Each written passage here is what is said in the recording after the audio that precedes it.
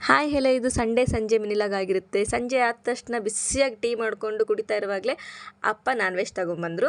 Non veg ಇಲ್ದಂಗೆ Sunday complete ಆಗುತ್ತಾ?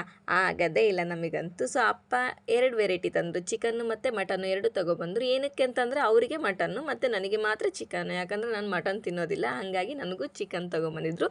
ತಂದು ಕೊಟ್ಟ ತಕ್ಷಣ ಇನ್ನೇನು ಅದನ್ನು ಮಟನ್ ಕಂಪ್ಲೀಟಾಗಿ ಕ್ಲೀನಾಗಿ ತೊಳೆದ್ಬಿಟ್ಟು ಚಿಕನನ್ನು ಕ್ಲೀನಾಗಿ ತೊಳೆದ್ಬಿಟ್ಟು ಒಲೆ ಮೇಲೆ ಇಟ್ಟ ತಕ್ಷಣ ನನ್ನ ತಂಗಿ ಮತ್ತು ತಂಗಿ ಮಕ್ಕಳು ದಾಂಡೇಲಿಯಿಂದ ಅದೇ ತಾನೇ ಬಂದು ಇಳಿದ್ರು.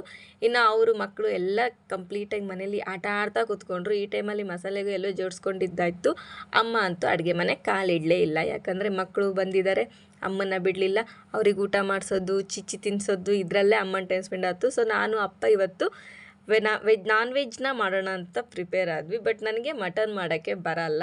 ಸೊ ಹಾಗಾಗಿ ಇನ್ನೆಲ್ಲಿ ನಾನು ಅಡುಗೆ ಕೆಡಿಸ್ಬಿಡ್ತೀನೋ ಅಂತ ನಮ್ಮ ಅಪ್ಪನೂ ಬಂದುಬಿಟ್ರು ಜೊತೆಗೆ.